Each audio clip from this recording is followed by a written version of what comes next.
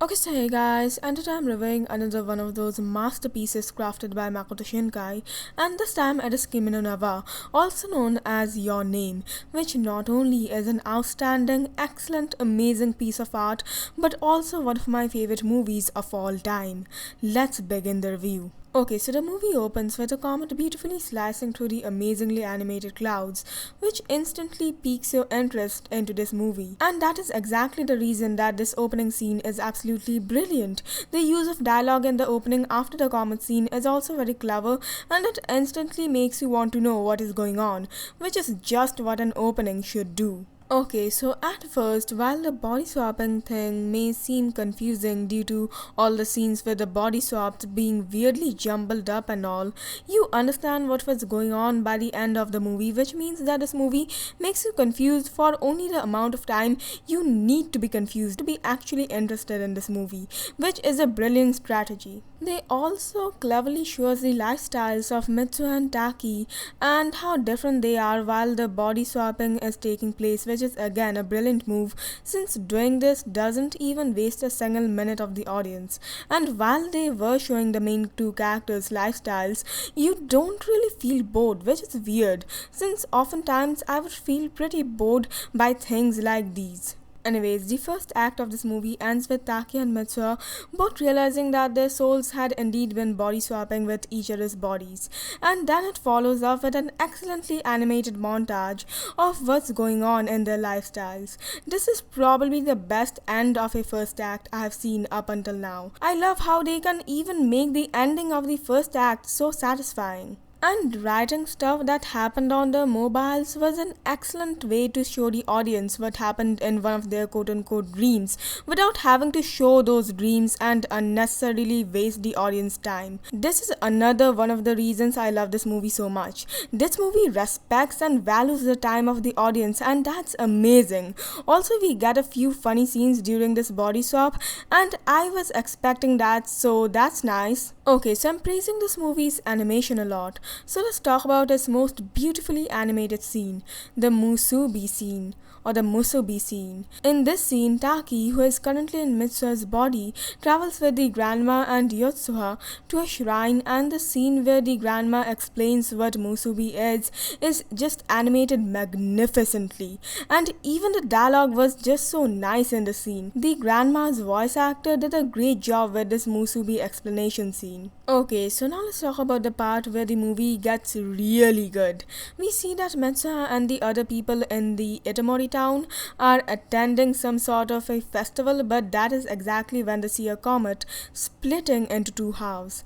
Mitsuha realizes that doom is looming upon them as she widens her eyes in shock or fear, and then the scene just transitions back into Taki's life. This was a great cliffhanger, and this made me even more interested in this movie, and I was just as excited as Taki to finally find Mitsuha, who had been this mysterious body swapping person to him. However, all that excitement of mine turned into absolute sadness once I saw what that stupid comet had done to Itomori.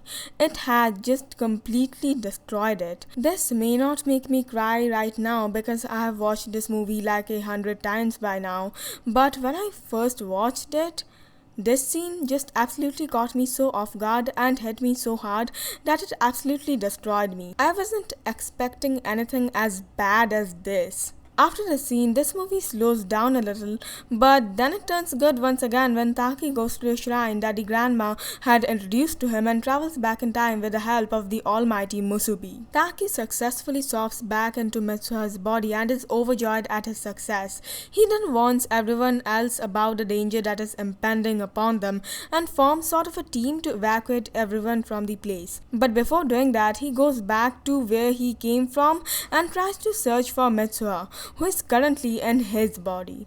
They finally find each other and return to their own bodies while the Katawaridoki or twilight is going on, and are extremely happy to see each other again. They chat for a while and Taki gives back Mitsuha the rest ring that she had given to him 3 years ago in a train, which was really nice. I also like how they technically first met in a train and how they got reunited at the end of the movie because of the glass on the train doors. Gives a kind of full circle feeling to it. Anyways, I actually thought that they would evacuate everyone everyone together or something, because I was dumb enough to think that the Katawari Doki would last forever, or maybe they would still be able to see and remember each other after it's over, but nope, they became non-existent for each other once again. The scene where they evacuate everyone just feels so adventurous, and such an intense scene like this in a romance movie is a welcome addition. The adventurous and mystery part of it is what really makes this movie different from other generic romance movies. However, while they are able to evacuate a few people, the comet still strikes and it still wipes out the town. Seriously, if this comet was a person, it would be the villain I would hate the most. This comet just makes me so angry. After all of that happens, they do a time skip and show us how Taki's life currently is, and it brings us back to the first scene of the movie, which again has a nice full circle feeling to it. The moment where Mitsuha and Taki see each other again on the train after they were unable to recognize each other at the bridge thanks to them not turning their stupid lazy head gave me absolute goosebumps. The ending where they finally reunite with each other is just so satisfying. The entire movie had built up to this and it sure did deliver upon it. This is the best and most satisfying ending in any movie for me. Even the music used in the ending is top notch and is the type of music I would listen to 20 times a day. And I did actually for a couple of weeks. So everything about this ending was absolutely perfect, and perfect is a word I often don't use to describe scenes or movies, even if they are excellent. So yeah, I really like this ending. Rating 10 out of 10. Best moment? I was originally going to give it to the ending, but you know what? I had an amazing experience with the entire movie. So the best moment goes to the entire movie. Okay, so yeah guys, and that was it for the video, and don't forget to like, comment, share, and of course subscribe. And so yeah guys, bye.